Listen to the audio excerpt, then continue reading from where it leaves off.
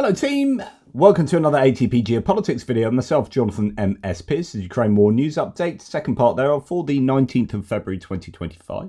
This is a military aid video and it's quite important because there's been a lot of talk about massive aid packages coming from Europe that were, quite frankly, utterly unrealistic. And now we are seeing more of the reality. But it's also interesting that Ursula von der Leyen, who met with Keith Kellogg, the US envoy to Ukraine, yesterday, put the record straight. And we've heard that now, and we're going to come on to this in a little bit, Zelenskyy putting the record straight with regard to what has been claimed by the Americans vis-a-vis the amount of aid that's been given. So this morning in Brussels, or yesterday morning, the EC, European Commission President Ursula von der Leyen, met with the US Special Envoy General Keith Kellogg. She highlighted the EU's 135 billion euro commitment to Ukraine's financial stability and defence, including matching the US's 52 billion in military aid. The EU is set to scale up defence production. So this was a very public riposte to the American claim that they have spent however much money they've spent. It's way more than Europe, and Europe need to catch up. She's very publicly said, no, thank you very much. This is the reality. Lots of people in my comments talking a lot about this. Phil Jemison saying Europe can stand on its own 2 feet with regard to military spending. A lot of money is wasted in European militaries due to nationalistic positions, i.e. the Eurofighter versus Rafale, Leclerc versus Challenger versus Leopard, which means that we don't get the same quantity of scale that the US can achieve. This is a really good point, actually. If we're fighting amongst each other as to which tank we should choose, the result is that your tank orders are going to be split three-way, and the US, with all their Abrams, right, then is able to not only make a huge amount for their own massive military, but also export a load of those as well. And so they get economies of scale, which means they're cheaper, which means they're even more competitive, and so it goes on. You know, that's a challenge for smaller concerns inside Europe. Where we do get cooperation between European countries, then we do see great benefits. We still need competition, but on a more expensive items that we need to cooperate better. Airbus is a great example where Europe can come together and make world-beating products. Interesting point there from Phil. Right, okay. Now, talking about defence industries, it's worth noting that US defence stocks are falling. Over the month, Lockheed Martin fell 16.4%, Northrop Grumman 13%, General Dynamics down 11%, Raytheon 3%. European defence stocks are rising. Rheinmetall up 36.4%, Thales 23%, BAE Systems 10%, Airbus 6%. Sorry. The fall in defence stocks may be related to the news that the US Department of Defence is preparing for cuts ahead of the audit led by Doge and Musk. In contrast, European defence stocks are rising as investors have positive expectations for increased European defence spending. And a lot of this will be to do with the positioning, the isolationist receding recession, if you like, position that can be read in two ways of the US, which is taking themselves away from the rest of the world, forcing Europe to stand on its own 2 feet, say you need to go and pay for this. Then Europe says, okay, we'll pay for this war, but we'll buy all our stuff from inside the EU, thank you very much. So European defense manufacturers are going, thank you very much, that's looking good for us.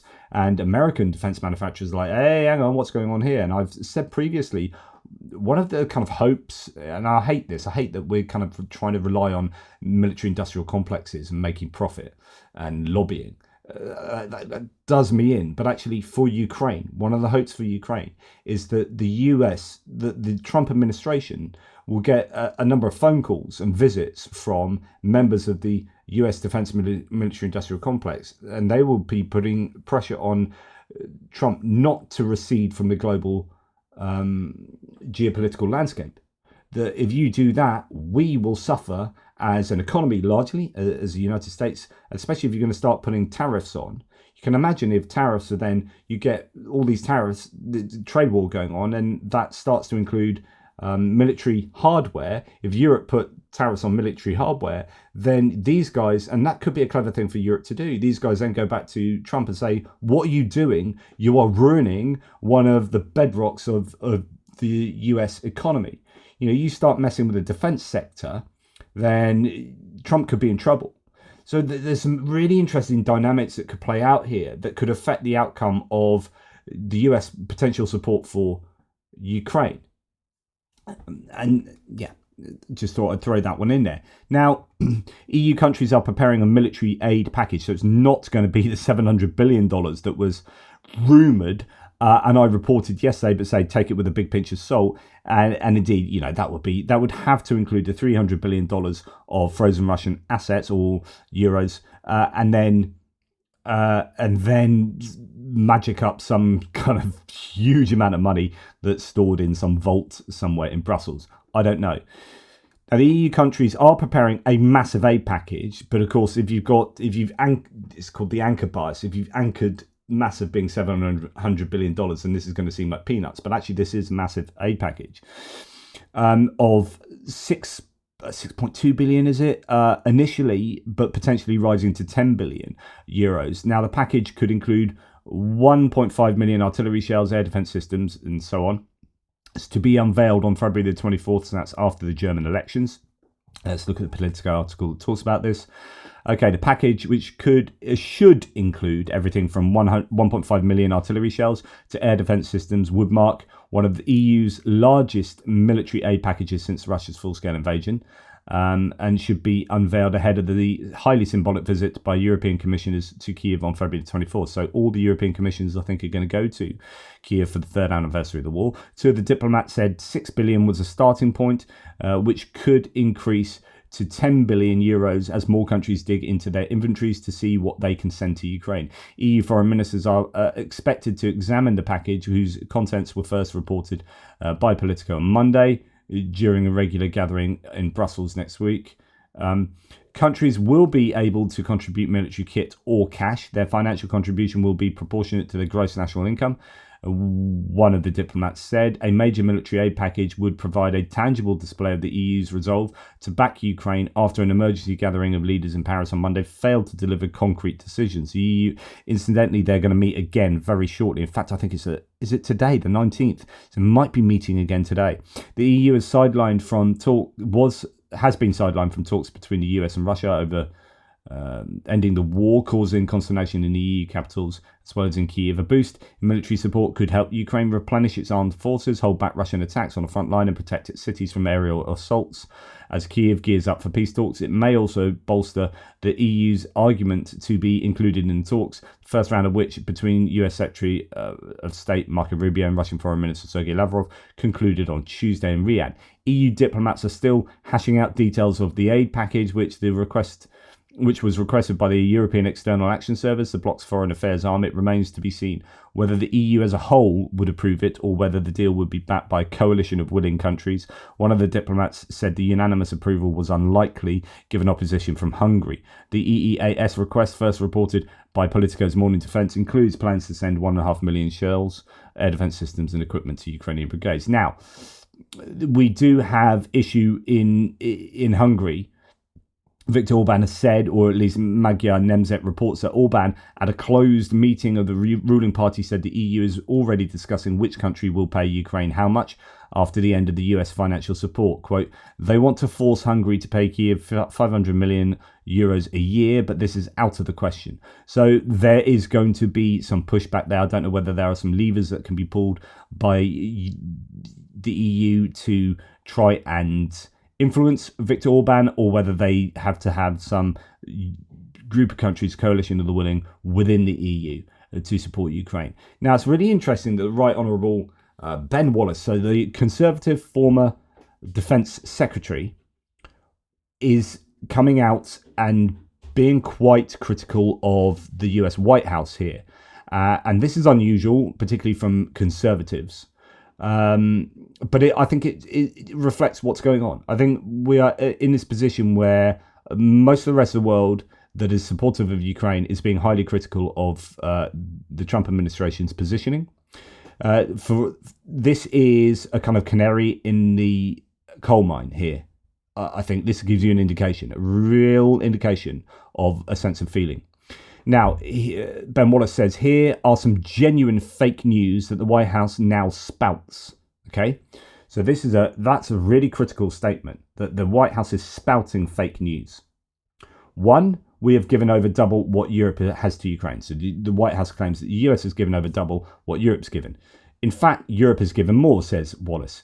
Zelenskyy claims he doesn't know where half the donations have gone, so they must be corrupt. So this is the second White House point. He says a large proportion of aid has actually been spent by donor nations on their own replacements of gifted aid. So some large sums are spin. The US, for example, has sent only $100 billion of the $175 billion as direct aid to Ukraine and spent at least $25 billion on its own replenishments.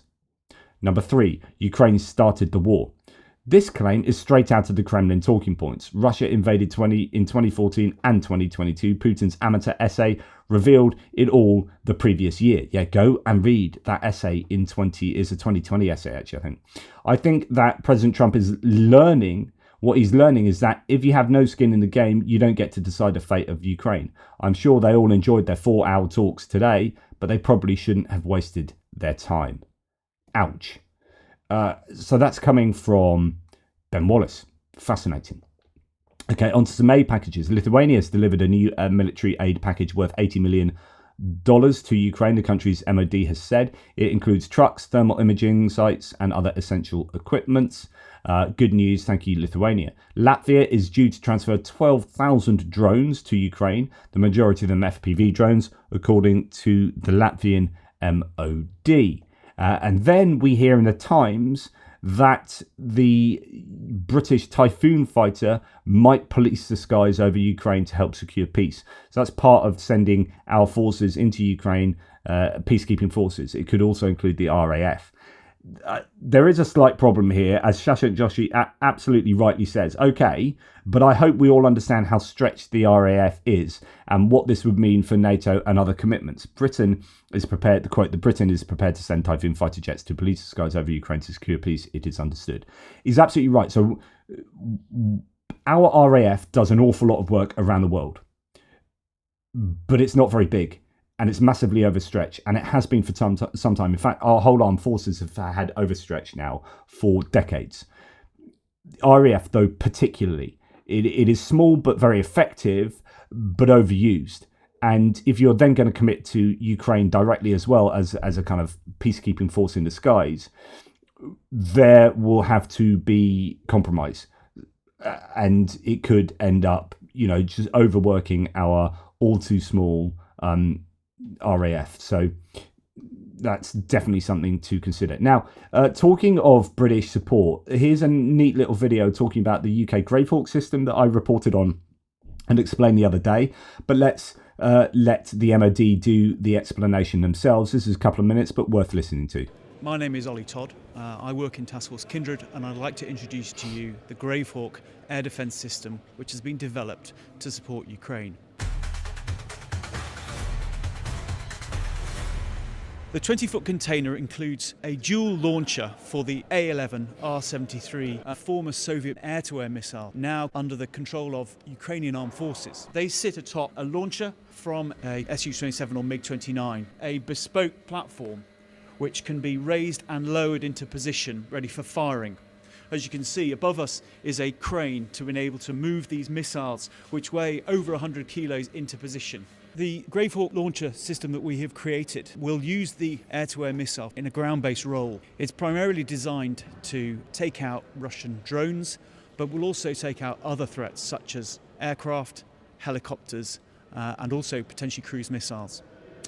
The A-11 missile, as you can see, it's an IR heat-seeking missile, and it's a very powerful and effective missile that can get up to quite a significant range quickly. The A-11 is in the Ukrainian stocks in large numbers, and therefore it's one of these capabilities which Ukraine will be able to sustain. The tracking system uses a very effective...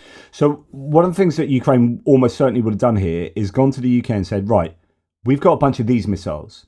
So, or the UK would have gone to Ukraine and said, what do you have most of? And we'll help you make something from them. So we got loads of these missiles, these air-to-air missiles. How can you enable these missiles to blow up stuff from the ground as a ground-based air defence system? And so the UK has gone away with this missile in mind and developed this in order to help the Ukrainians with a stockpile that they have a fair number of missiles in. Camera. It has both a thermal and normal optical sight and can identify targets well beyond the range of the actual missile itself. And then it passes that information to the missile that can then continue to track separately. while it then switches and focuses on a different target. In practice, the system here would be far away from the container itself, perhaps in a camouflage or concealed location to protect the operators. The system, we think, can be operated by a fairly small team, less than 5 people. The reload is by hand and would be a 2-person lift to put new missiles into the system. We've transferred 2 systems to Ukraine already, and we're in the process of developing and delivering a further 15 systems, which we hope will be in Ukraine over the next year. We hope that this will be a very successful system, which will be particularly effective to protect Ukrainian critical national infrastructure against the constant threat of drones and missile attack from Russia. So that's really good news. That's the MOD helping out, the UK helping out there. 2 of them already in Ukraine with more on the way. So that's fantastic news. What else do we have? Ukrainian weapons startups are finally seeing an inflow of funds from Western investors. So this will be underwritten by the Danish model, if you like, where countries are now, or states are now investing in the Ukrainian defense industry. So that money, arguably from there, is starting to flow into these startups. I don't know whether they are receiving money as well from venture capitalists and whatnot. Western investors who have long been intrigued by Ukraine's defense tech sector but have so far kept their money out of the war-torn country. So it could well be a private investment actually there. So that's really good news. Then you get the development of drones like this, and we've seen similar drones that the Australians gave to Ukraine. Didn't hear much of them after that. They seem to be fairly successful. Now we are seeing what looks like a development of these. Now it unfortunately doesn't say where these are developed. The Desert, less than $200 per unit though, says Preston Stewart. The Desert Dart is made from cardboard and can carry a small 1-pound warhead to a range of 15 kilometers over 30 minutes. So it's not going to do an awful lot of damage, but this will be resistant to being acquired as a target because it's made of cardboard and won't have any metal parts in it, I presume, or very few. And so that seems pretty decent. Sounds like a good idea. I wonder what the performance is like when it rains. Of course, 50% solution is better than no solution, says Ryan Macbeth. But yeah, that's a good development there by the looks of it. Now, moving on to troops being sent to Ukraine. Dutch Parliament backs a, quote, constructive stance on a Ukraine peacekeeping force, even outside NATO. A D66 VVD motion passed despite PVV's opposition. What that means is I don't know if that's the rest of the coalition, but the PVV, which is Geert Wilders' party, he is that populist leader that's very much like a kind of anti-immigration Donald Trump. I say that because of his hair and whatnot. Very famous, quite divisive, very divisive figure. Has previously been pro-Russia, but has had to temper some of that in coalition, in government. But the prime minister they've chosen, Dick Schoof, is open to it. But Wilders rejected sending Dutch troops. The US rules out NATO involvement, but there's a constructive stance there, so that's more positive. So that's good. UK may send 2 brigades up to 10,000 troops to Ukraine. There's some reports. Deploying peacekeepers could leave Britain vulnerable, as its army is at its smallest in 200 years, with just 71,300 personnel. And of course, that goes back to exactly what I was just saying about the RAF. So the problem is with the UK providing troops and planes is massively overstretched, but we should definitely be able to help in some way. And the British Army is absolutely ready if ordered to deploy to Ukraine, says the MOD. And I'm sure they are ready, and probably, this is what you live for, kind of, this is what you're trained for. I do wonder, as dangerous as it is, if you're in a peacekeeping force, it's slightly better, isn't it? Like, you're unlikely to be involved in gunfights with Russians, right? Okay, so you're just there to be a deterrent. But I do wonder whether this is exciting for people in the armed forces. You sign up to do this, right? You train to do this, and then for many people, they never get to do anything like that. Now that Northern Ireland has sorted itself out, and etc., etc. So, not to say that we want war, but I do wonder whether in the minds of some of these trained soldiers, whether actually they would look forward to doing something like this. Let me know if you're a soldier or a veteran. Let me know what you think about the psychology that would be going on with some of these soldiers. Now, talking about the peacekeeping force and quite a lot of other stuff, we have Kaja Kallas, one of the EU's top diplomats, former Estonian Prime Minister. I've got a lot of time for her. She has some interesting things to say in this Euroactive interview. We're going to look at, first of all, the peacekeeping force. It is clear that Europeans will be the ones asked to secure any kind of future deal, but the Paris summit has not produced concrete plans. So when they all got together with Macron the other day, how fast can we come up with a plan, and why didn't we have one in place in the first place? Kallas replies, again, we are talking about peacekeepers and we are walking into the Russian trap because they don't want peace. There is no peace. If you read the comments of the Russians, they were quite happy.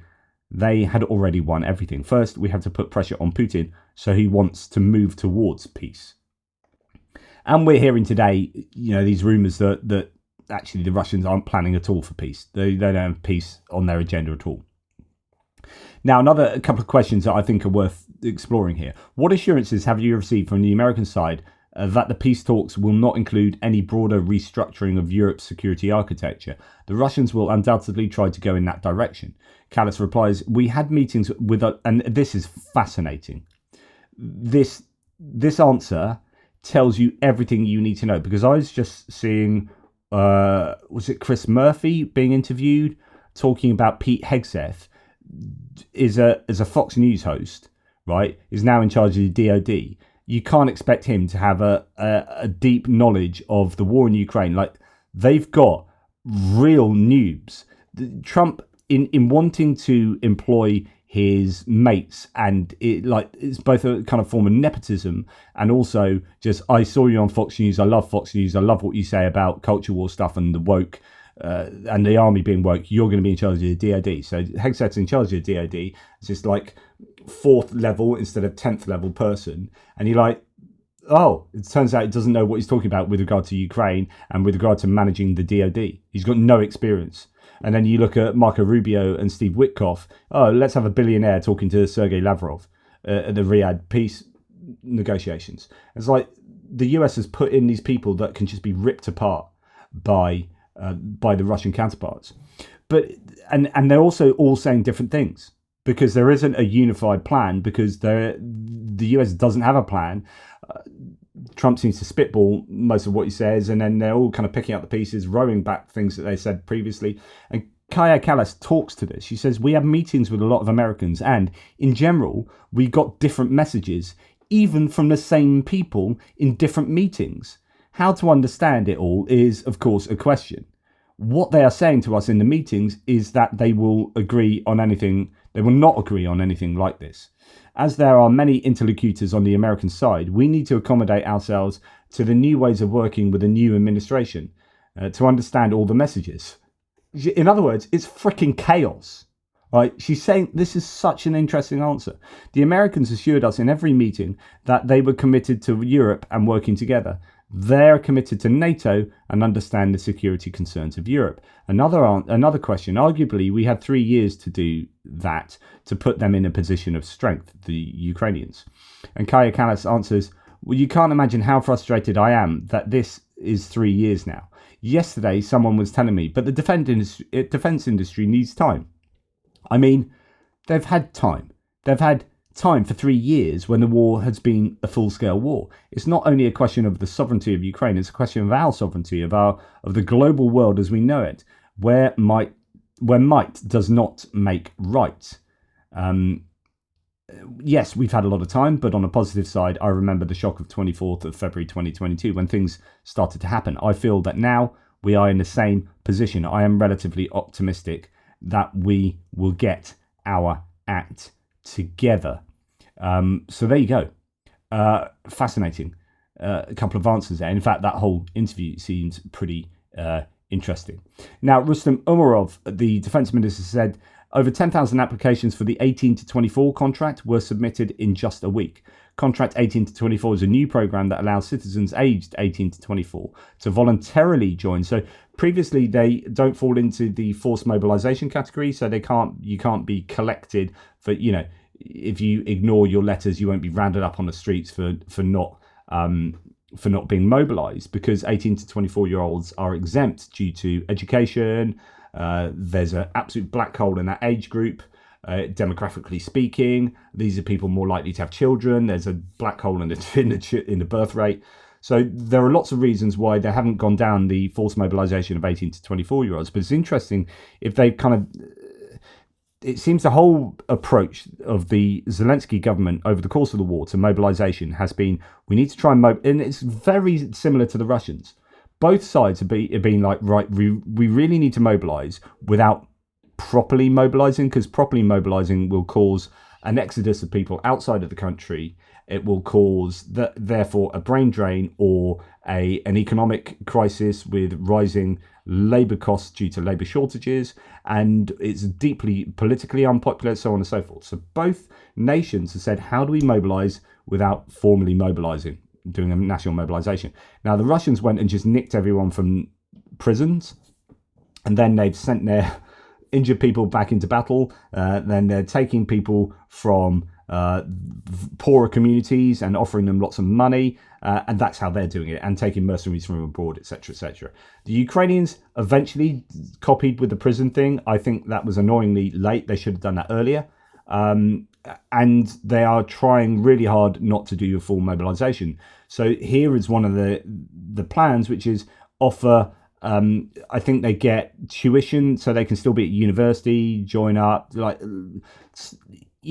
these attractive little components of a package that is appealing to the 18 to 24-year-olds so they can voluntarily be attracted to join up. And indeed, if they're correct here, 10,000 applications is a really sizable set of applications. That will help them loads. So Contract 18 to 24 is a new program that allows citizens 18 to 24 to voluntarily sign up. Participants receive substantial payments, NATO standard combat training, and social benefits. I think things like, as mentioned, university courses and whatnot.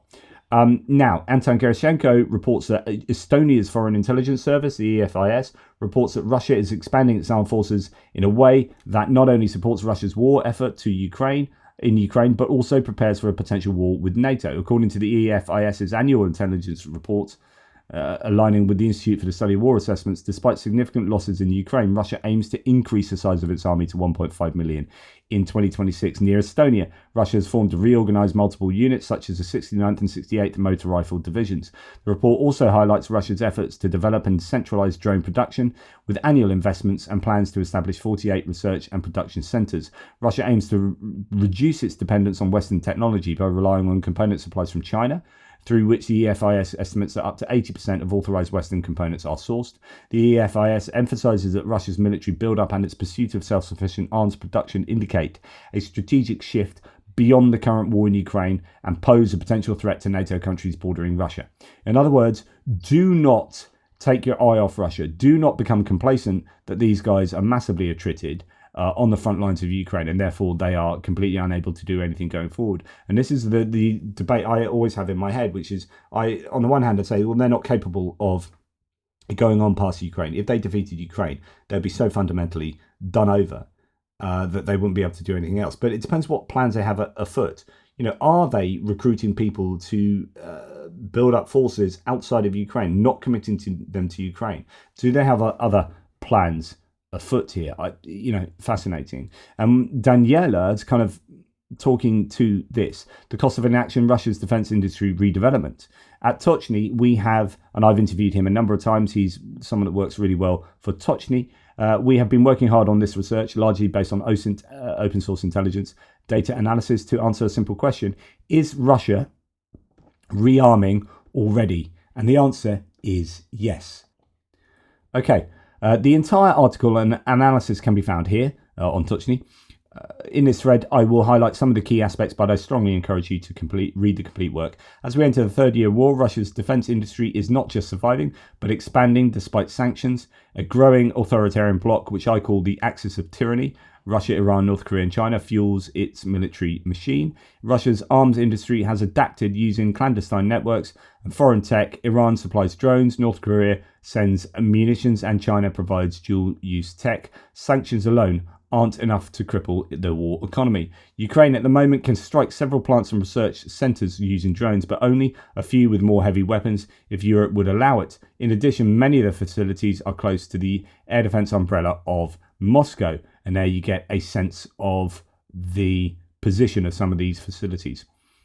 Some sites are rapidly expanding. The Tambov powder plant, up 34% production since 2022, is hiring 3,000 new workers and now controls is under Rostec's control. So that's the defense manufacturer, if you like, or the defense department in it's a state-run concern, Rostec.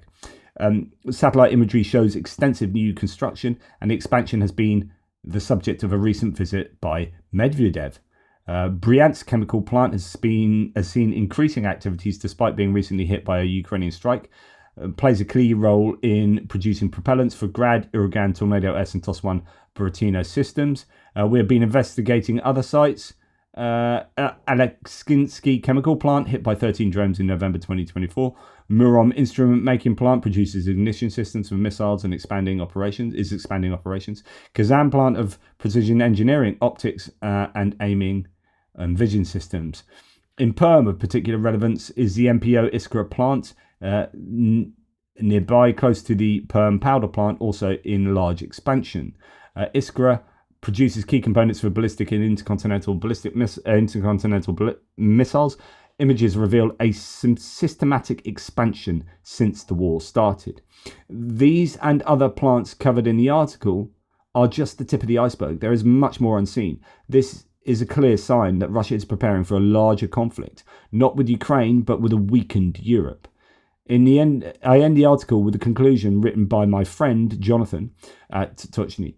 Thank you for sharing and reading the thread and article. So the conclusion is, we are standing and we will continue to fight until the end, until we have the strength, and opportunities, so that there are no monsters left on our land, said President Zelenskyy in April of 2022. In a month and a year, when Ukraine faced the craven hand of the Russian invading forces, who sought to overwhelm the nation of Ukraine entirely, the cost of inaction in 2025 for the sovereign nation of Ukraine can, through the urgency demanded from ad presens tempus, to be of value of such significance that the future of freedom for millions rests upon the binary choice of a values-based Western leadership. Do we act or don't we? And if we don't, then we are allowing Russia to arm themselves to the hilt and then go again or go somewhere else.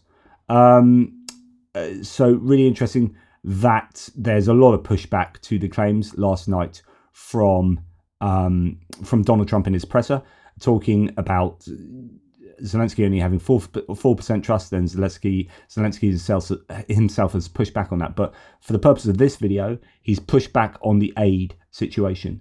As Tim White says, Traitor Trump has made up figures about the US value of aid. Zelenskyy responds, war weapons cost $320 billion. $120 billion was financed by Ukraine, and the other $200 billion shared by the US and Europe. The US separately gave us about $67 billion in weapons and $31.5 billion in budget assistance. And he's also slammed Trump on the minerals deal. Quote, there's nothing about security guarantees on the document, according to the Ukraine's president. The only clear point is that they want access to 50% of Ukraine's rare earth metals, and so on and so forth. The CNN has a good article on the responses to that presser last night, but certainly some debunking going on from both Zelenskyy, von der Leyen, and many others presently. Anyway, that's enough from me. Hopefully that was of use. Thank you very much for watching. Really appreciate your support. And it's great to think that we are all still here supporting Ukraine. We have some fundraising campaigns coming up. I was contacted yesterday by Jiggers Paw, who want to do a drone fundraising campaign with us. I've got Jonathan Fink on board. Hopefully we'll do that. And that's before our NAFO one. But we've also got a Car for Ukraine Easter one. So there's an awful lot going on campaign-wise. And I know people have expended an awful lot of time and money on supporting Ukraine already. These will be there if you have the ability and wherewithal to do so. And if you can't, it's to share them about and hope that others can. It is one of these things where we all become exhausted potentially, and you're competing for charity in a finite pot of people who are willing to help Ukraine. So I understand that, but nonetheless, I think it's incumbent upon me as a YouTuber supporting Ukraine as much as I do, kind of in an abstract sense, to facilitate campaign fundraising for the Ukrainians as well. So that will be in a near distant future, perhaps even imminent. Take care anyway, guys, and I will speak to you soon.